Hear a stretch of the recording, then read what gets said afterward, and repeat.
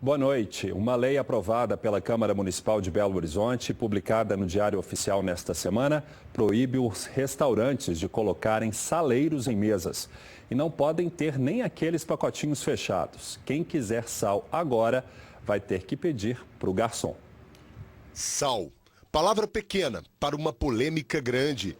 A lei que proíbe sachês da substância nas mesas de bares e restaurantes foi publicada no Diário Oficial do município e, num prazo de 60 dias, pode entrar em vigor na capital. Neste restaurante, o sal já saiu da mesa faz tempo, segundo a dona. 4 anos. Não vendo na mesa, não incentiva, né, a usar. Às vezes usa assim por automatização. Um salzinho aqui, ó, vamos pôr um salzinho.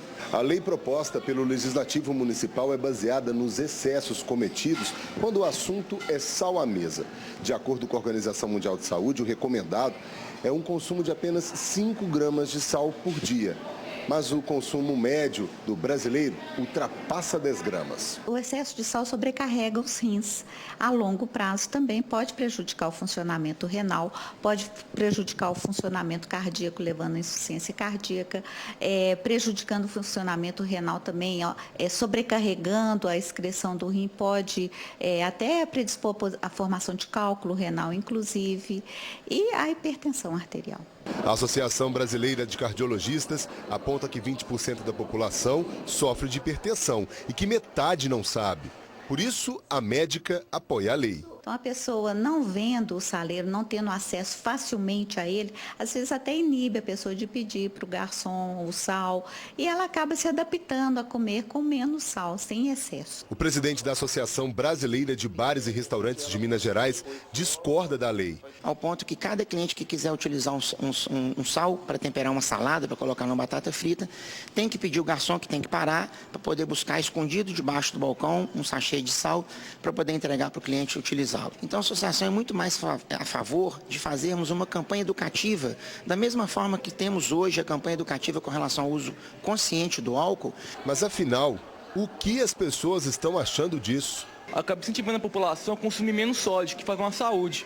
Eu acho certo, porque às vezes quando o sachê está perto, está muito acessível ali, você acaba ficando mais condicionado a usar o sal. Então, às vezes, quando ele não está ali pertinho, você só vai pedir se você realmente quiser, se tiver necessidade, né? Os locais que forem flagrados descumprindo a lei serão multados. A Prefeitura informou que ainda estuda o valor durante esse período de regulamentação. E por falar em multas, atenção motoristas, a partir do mês que vem, elas vão ficar bem mais caras. A multa para quem for pego dirigindo embriagado ou se recusar a fazer o teste do bafômetro passa de R$ 1.915 para R$ 2.934. O infrator ainda vai ter a carteira de habilitação suspensa por 1 ano. Falar ao celular dirigindo passa de infração média para gravíssima. Com isso, a multa sobe de R$ 191 para R$ 293. As infrações graves serão reajustadas para R$ 195 e as médias para R$ 130. Já as leves vão custar R$ 88. Quem estacionar indevidamente nas vagas de idosos ou deficientes vai perder 7 pontos na carteira.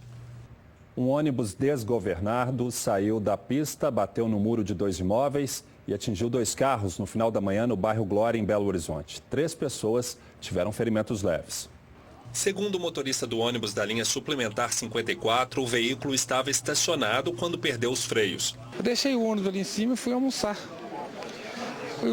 Ali a casa do meu cobrador, ele foi lá para lavar o ônibus. Ele entrou dentro do ônibus, escutou um barulho de ar forte debaixo do ônibus, o ônibus soltou e desceu. Ele tentou ainda frear o ônibus, mas o ônibus não tinha freio e desceu essa rua quase toda e veio parar aqui. O cobrador contou que tentou controlar o veículo. Consegui parar, não? Consegui tirar, né? Bateu aqui menos mal. O ônibus bateu em 2 carros, um deles de Janaína, que estava dentro do veículo. Foi no piscar de olhos, o negócio já estava em cima de mim e me jogou. Foi questão de segundos. E saiu varrendo a rua. O muro de 2 casas e a grade de uma distribuidora de gás também foram atingidos. A rede elétrica ficou comprometida. A CEMIG informou que técnicos estiveram no local só para reparos. Os imóveis não foram interditados. A Secretaria Municipal de Saúde disse que as vítimas dispensaram atendimento. E no sul de Minas, o número de acidentes graves nas rodovias tem preocupado as autoridades. Mais de 10 acidentes foram registrados na última semana. Em São João da Mata, uma moto bateu de frente com uma caminhonete que vinha no sentido oposto. Um motociclista de 45 anos morreu no local. Já em Varginha, uma pessoa morreu e outra ficou ferida na BR-491. Mas os acidentes não param por aí. Nas últimas semanas, 2 acidentes graves foram registrados nesta reta, que fica na BR-267. No último domingo, 4 pessoas ficaram feridas. Segundo testemunhas, um Fiesta teria batido na traseira de um Gol. O carro atingido saiu da pista e foi parar em uma árvore. Entre as vítimas estava uma criança de 7 anos. Os motoristas aproveitam a reta para acelerar. De acordo com o carreteiro, alguns atingem altas velocidades que não são compatíveis com o local. Eles tinham que colocar um redutor de velocidade, pelo menos aqui no trevo, no perímetro urbano aqui, né, para poder segurar um pouco, né? Os casos continuam. Em Muzambinho, 2 pessoas morreram em um acidente entre 2 carros na MG 446. Um jovem de 21 anos perdeu a vida no local. Um outro rapaz foi socorrido, mas não resistiu. Segundo entidades especializadas em trânsito, os acidentes são a segunda causa de morte entre jovens de 18 e 24 anos. Fica atrás apenas dos homicídios. Uma operação da Polícia Civil terminou com mais de 10 pessoas presas por crime contra o patrimônio em Nova Lima, na Grande Belo Horizonte. Entre as ocorrências estão assaltos a ônibus do transporte público de passageiros. As imagens de câmeras de segurança dos coletivos mostram as ações repetidas de assaltantes que roubavam passageiros e cobradores. Segundo a polícia, em 4 ocorrências, o homem que rouba é Maílson Gonçalves da Silva, de 28 anos. Ele assume o crime, mas faz uma conta menor. Não, é só 3, não tem 4 não. Alexander Júnior Santos Ribeiro, de 24 anos, também foi flagrado pelo sistema de vigilância dos ônibus. Segundo a polícia, foram 3 assaltos. Cometi 4 assaltos, não, só assumo que eu fiz que foi só um. Outros 11 homens foram presos por força de mandados da justiça. Eles são suspeitos de roubos a residências e comércios, assaltos com o uso de violência e de ameaças, como este do vídeo, em que o rapaz de capuz esconde a mão debaixo do agasalho e diz que está armado. Este rapaz de 20 anos foi preso por roubar um supermercado. Pablo Henrique Messias Barbosa disse que é novato no ramo. Eu assaltei, foi só o BH só. De acordo com a polícia, após as prisões, houve uma redução de cerca de 50% nos crimes contra o patrimônio aqui em Nova Lima. Entre os presos também estão 2 homens suspeitos de envolvimento num crime com motivação passional, que aconteceu em Raposos no primeiro semestre deste ano. De acordo com as investigações, Anderson Júnior de Barros, de 24 anos, atirou contra Eduardo da Cruz Magalhães, de 45, que namorava a irmã dele. Madison Pereira Marques, de 23, teria ajudado na execução. Anderson acreditava que a vítima estava assediando a sua irmã e, por isso, com a ajuda do Madison, resolveu tirar a vida do Eduardo. Contudo, as investigações apontaram que, na verdade, a vítima realmente tinha um relacionamento com a irmã do Anderson, porém esse relacionamento não foi aceito pela família. Câmeras de segurança flagraram a ação de bandidos armados que assaltaram um supermercado em Três Pontas, no sul do estado. Antes de fugir, um deles ainda deu um tiro dentro da loja. Os bandidos chegam e vão direto aos caixas. De capacete, ele rapidamente pega todo o dinheiro da gaveta e coloca em uma mochila que está no peito. Em seguida, o criminoso vai para o outro caixa. A filha dos comerciantes estava nos fundos do supermercado e viu quando começou a correria dos funcionários. Eu vi o pessoal correndo e eu vim para frente. E no que eu vim para frente, eu fui abordado por uma funcionária falando: é assalto, é assalto, é assalto. Repare que um outro bandido aparece armado. Antes de fugir, eles teriam efetuado um disparo. De acordo com as vítimas, depois de roubar o supermercado, os bandidos vieram até uma moto que estava estacionada neste local. Os criminosos estavam tão afobados que fugiram pela contramão nesta rua. Está sendo feita a averiguação e sim, tem sim suspeitas que está sendo averiguado para confirmar se são os autores ou não. Seu Antônio estava fazendo entregas e ficou sabendo por telefone o que havia acontecido. Esta não foi a primeira vez que eles foram assaltados. A gente fica com uma sensação de impotência e com vontade de abandonar tudo e parar com a atividade. Mas como a gente tem família para tratar, ter um trabalho de uma vida investido nisso aqui, a gente continua. É horrível, é uma sensação muito ruim, porque a gente está aqui todo dia e eu vejo quanto eles ralam. Então, é difícil. Um morador de Belo Horizonte garante que encontrou a solução para evitar o acúmulo de entulho nas bocas de lobo. E olha que a ideia é bem mais simples do que se imagina. Lixo é o que não falta nas margens dos córregos e canais da cidade. E quase sempre a sujeira desce por aqui, ó, as bocas de lobo. Aí vem a chuva, as valas entopem e o resultado é este: alagamentos e inundações. Dona Leia, que mora na região do bairro 1º de Maio, conhece muito bem essa realidade.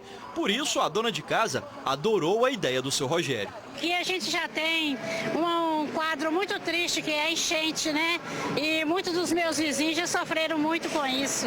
Seu Rogério afirma que a grade de aço, colocada no vão vertical da boca de lobo, impede a passagem de lixo. Sem resíduos, as valas ficariam livres, sem atrapalhar a vazão da água. Esse protótipo aqui foi feito do metalon com uma tela fio 6, né? Naquela parte do gradil, ele será fixado por um cabo de aço ou outro material para que evite que o vândalo jogue esse gradil dentro dos bueiros, como tem acontecido, né? A invenção já foi patenteada. Local para instalação e motivos também não faltam. A capital tem cerca de 60 mil bocas de lobo, de onde a Superintendência de Limpeza Urbana recolhe até 20 toneladas de lixo por dia. De acordo com o seu Rogério, cada placa como esta fica por volta de R$20. Mas se for feita em grande escala, o custo pode ser bem menor. O inventor já procurou a prefeitura para apresentar a iniciativa, mas até agora não teve nenhuma resposta. Eu fiz essa patente em 2010, cheguei a apresentar na Sudecap, entendeu? Eu não sei o que aconteceu, infelizmente, até ontem eles não me chamaram.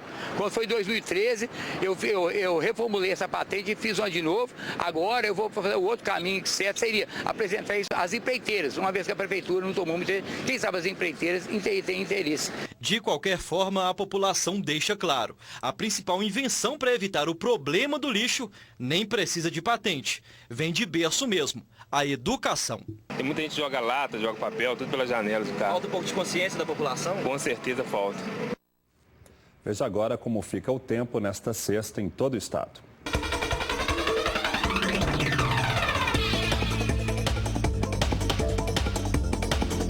O dia fica ensolarado a parcialmente nublado na maior parte do estado. A possibilidade de chuva isolada nos vales do Rio Doce, Mucuri e Jequitinhonha. A umidade relativa do ar pode chegar a 30% durante a tarde. Em Belo Horizonte, mínima de 16 e máxima de 30 graus. Os termômetros vão de 23 a 35 graus em Gameleiras. De 18 a 30 em Santa Bárbara. Ficam entre 22 e 32 graus em Conquista. E em Bertioga, mínima de 14 e máxima de 24 graus. O Ministério Público Federal em Minas e o Ministério Público do Estado conseguiram uma liminar que proíbe a Oncomed, Centro de Prevenção e Tratamento de Doenças Neoplásicas, de realizar qualquer tipo de intervenção no imóvel do antigo Hospital Hilton Rocha, no bairro Mangabeiras, em Belo Horizonte. A decisão também suspende as autorizações para obras em ampliação concedidas pela Prefeitura e pelo Instituto do Patrimônio Histórico e Artístico Nacional. O antigo Hospital Hilton Rocha está localizado na encosta da Serra do Curral, monumento símbolo da cidade. A Oncomed pretende ampliar a área de uso e construir uma unidade oncológica, que, segundo a ação, pode aumentar ainda mais o dano ambiental da região. A conservação do patrimônio histórico é uma obrigação do poder público, mas em Belmiro Braga, na Zona da Mata, uma das construções mais antigas da região está completamente abandonada. Uma igreja feita de pedra na época do Brasil Imperial.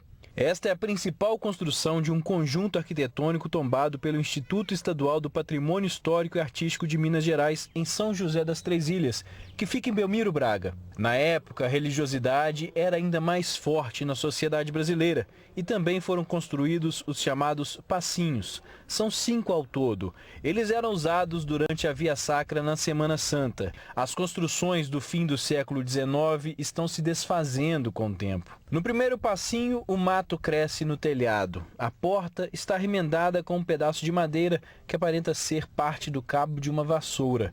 O passo número 2 está com o telhado caindo. Parte da parede está sem reboco. No chão estão restos da madeira comida por cupins. O maior de todos é o quarto. Na fachada decorada com ladrilhos, alguns estão faltando e rachaduras estão se formando. Do lado de dentro, o que era um altar está abandonado. O local serve de abrigo para animais e o chão fica repleto de fezes. Eu fiquei muito entristecida, né? Porque é um patrimônio histórico, né? Que essa igreja foi construída pelos escravos, um patrimônio secular sendo abandonado pelo Estado, com total descaso da nossa rica história brasileira, né? O problema é ainda mais sério porque o município recebe recursos do ICMS cultural. Conforme uma lei municipal, o valor integral deveria ser repassado ao Fundo de Proteção do Patrimônio Cultural. Entre 2009 e 2014, Belmiro Braga recebeu quase R$940 mil do ICMS cultural.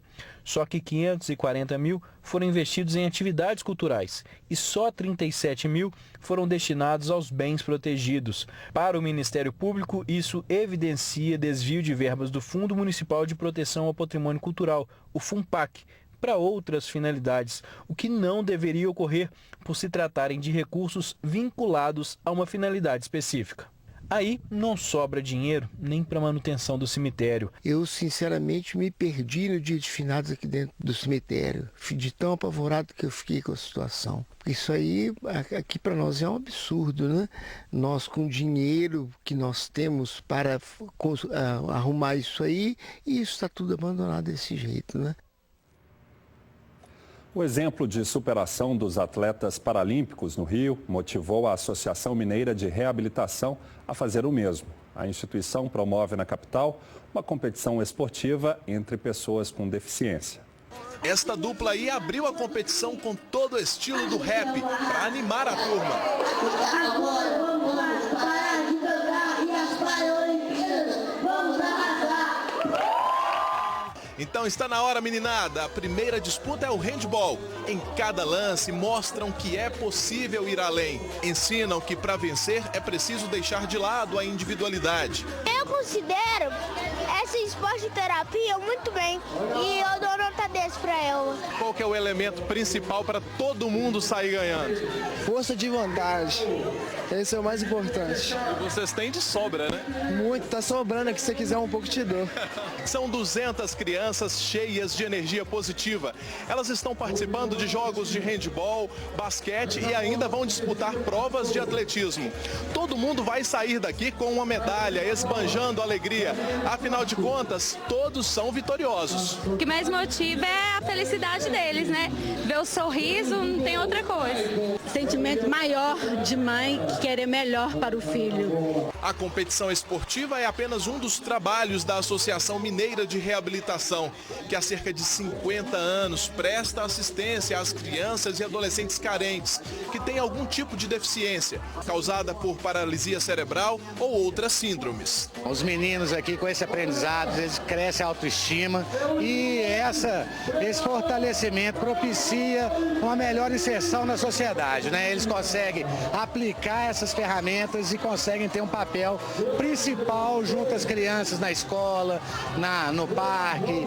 Ô gente, vem pra cá pra esse esporte terapia, porque essa esporte terapia é muito boa mesmo. O Jornal da Alterosa termina aqui com uma homenagem a Bob Dylan, vencedor do Prêmio Nobel de Literatura deste ano. Essa e outras notícias você acompanha agora no SBT Brasil. Boa noite e até amanhã. Hey, Mr. Tambourine Man, play a song for me. I'm not sleepy and there is no place I'm going to. Hey, Mr. Tambourine Man, play a song for me.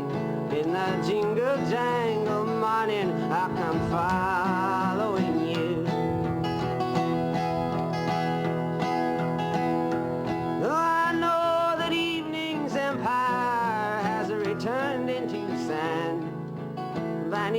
from my hand, left me blindly here.